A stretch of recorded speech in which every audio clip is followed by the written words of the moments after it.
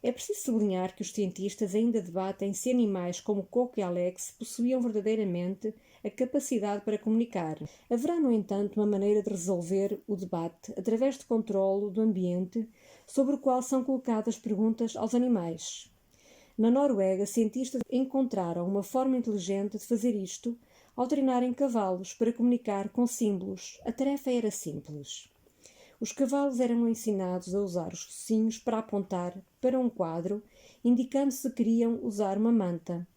Uma barra vertical significava tirar a manta, uma horizontal queria dizer pôr a manta, e um símbolo em branco indicava que preferiam não mudar.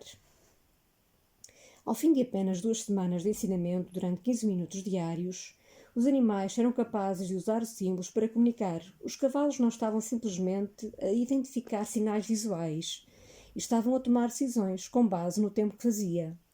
Nos dias quentes, quando a temperatura andava entre os 30 e os 23 graus Celsius, todos os 10 cavalos a quem tinham sido colocadas mantas pediam que elas fossem retiradas. Os cavalos sem mantas indicavam não mudar. Nos dias frios e chuvosos, quando a temperatura estava entre os 5 e os 9 graus Celsius, todos os 10 cavalos com manta preferiam não mudar, enquanto 10 dos 12 cavalos que não estavam tapados indicavam que a sua preferência era pôr a manta. De facto, 20 dos 22 cavalos quererem uma manta em dias frios sugeriu aos investigadores que os cavalos percebiam de facto os símbolos visuais e faziam pedidos. Quanto aos 2 resistentes, em dias mais frios, quando as temperaturas estavam entre menos 12 e 1 grau, acabaram por ceder e juntaram-se aos outros.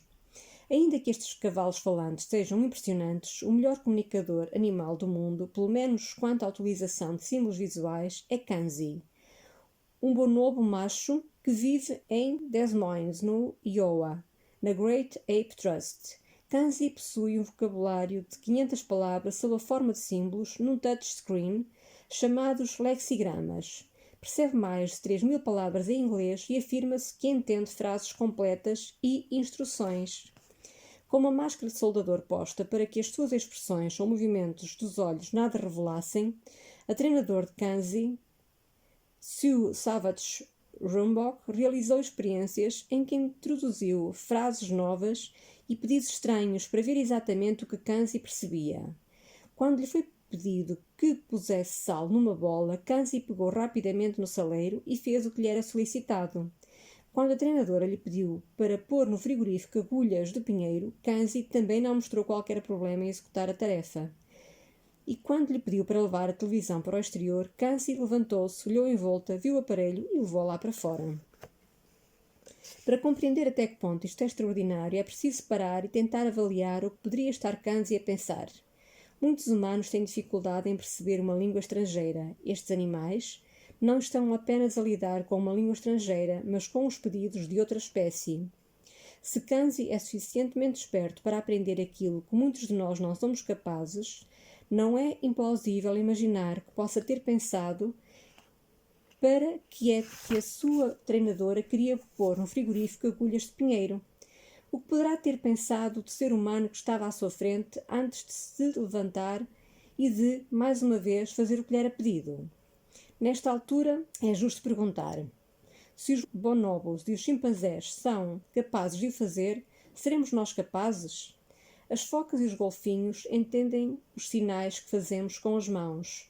Os cães e os elefantes percebem as nossas ordens vocais. Os orangotangos até são capazes de usar iPads para comunicar connosco. Mas o que é que nós percebemos das linguagens de outros animais? O que será que eles veem e descrevem nas suas próprias línguas?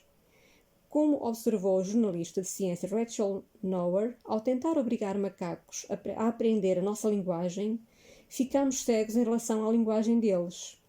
Para descobrir isso, um homem tem passado muita da sua carreira académica a fazer as coisas de maneira inversa, e desse modo abriu um caminho totalmente novo para examinar como é que os animais comunicam nos seus próprios termos. O seu nome é Kon Slobodchikov, e já lhe chamaram um Dr. Dolittle dos tempos modernos.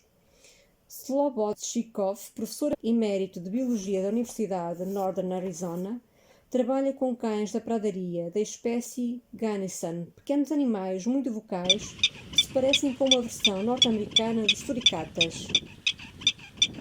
Com as cabeças saídas das suas tocas, os cães da pradaria estão muitas vezes em alerta máximo contra predadores. Notando que eles emitiam sinais de alerta, Sloboditchikov começou a gravar os sons que eles faziam à aproximação de predadores diferentes. Para os nossos ouvidos humanos, estes sinais são, na maior parte dos casos, os mesmos. Pequenos latidos em sucessão curta que quase parecem produzidos por um daqueles brinquedos que guincham. Mas uma análise em computador revelou outra coisa. Cada um destes sinais era único, e através da visualização das ondas de som dos alertas, num sonograma, Sloboditchikov foi capaz de ver que os latidos eram claros e distintos para os diferentes predadores. Os latidos para humano, falcão, coiote e cão têm todos sonogramas acústicos próprios, com diferentes comprimentos de onda e amplitudes. E apesar de alguns dos predadores parecerem semelhantes, os cães da pradaria nunca ladram cão quando vem um coiote ou vice-versa. Para Sloboditchikov e para a sua equipa de investigadores, os sonogramas foram uma forma de descodificar a comunicação entre os roedores como se tratasse de uma pedra de roseta dos cães da pradaria. Mas como é que podemos ter a certeza de que os sinais significam aquilo que nós pensamos? Sloboditchikov não gravou apenas os latidos de alerta dos cães da pradaria, também registrou em vídeo as maneiras como escaparam. Quando viam um falcão, os animais olhavam para cima, davam um latido rápido monossilábico e enfiavam-se pelas tocas abaixo. Quando era reproduzida uma gravação sonora com o mesmo latido, a resposta era a mesma. Os sinais olhavam para cima e procuravam no céu e depois refugiavam-se logo nas tocas. No entanto, quando era reproduzido o som de um cão, os cães da pradaria ficavam alerta, mas não fugiam. Robert Seyfarth tem feito um trabalho semelhante com macacos vervet. Os primatas têm diferentes sinais de alerta ou palavras para falcões, cobras e leopardos. Os macacos respondem ao alerta de leopardo correndo para uma árvore acima, mas quando há um alerta de falcão, olham para cima e procuram terreno seguro, escondendo-se no bosque. Quando há alertas de falcão, evitam subir às árvores, presumivelmente porque as aves de rapina os apanharão mais facilmente lá em cima.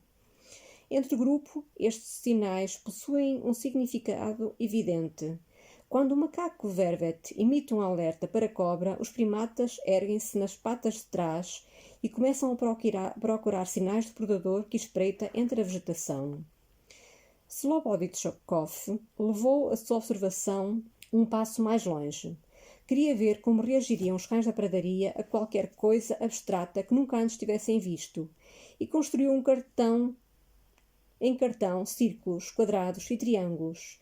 Depois ele e a sua equipa esticaram uma corda entre uma árvore e a sua torre de observação.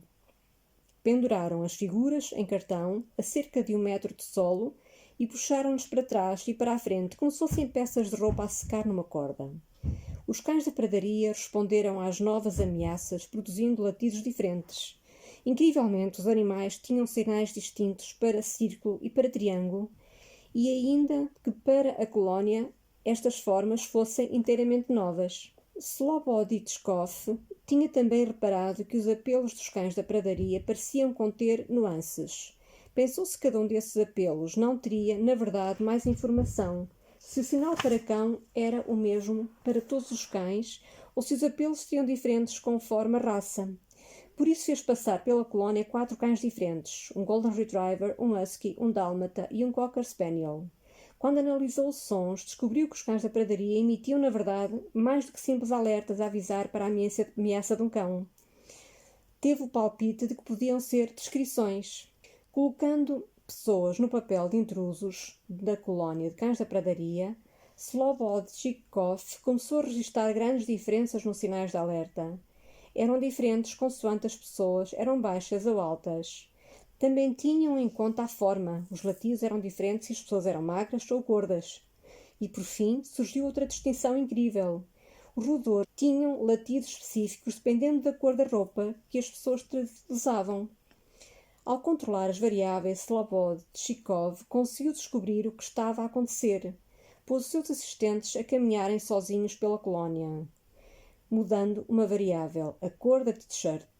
A mesma pessoa andava pelo terreno com uma t-shirt azul, verde ou amarela. Os resultados foram nada mais, nada menos do que extraordinários. Os latidos dos cães da pradaria eram realmente descrições dos intrusos. Slobodchikov tinha decifrado aquilo que os animais diziam uns aos outros sobre nós. Quando um dos seus assistentes usava roupa azul, os cães da pradaria ladravam alto, magro, humano, azul. E quando a t-shirt mudava, a informação era alto, magro, humano, verde. A nossa bolha é a crença na excepcionalidade humana, em sermos a única espécie com consciência suficiente para sentir, falar e pensar.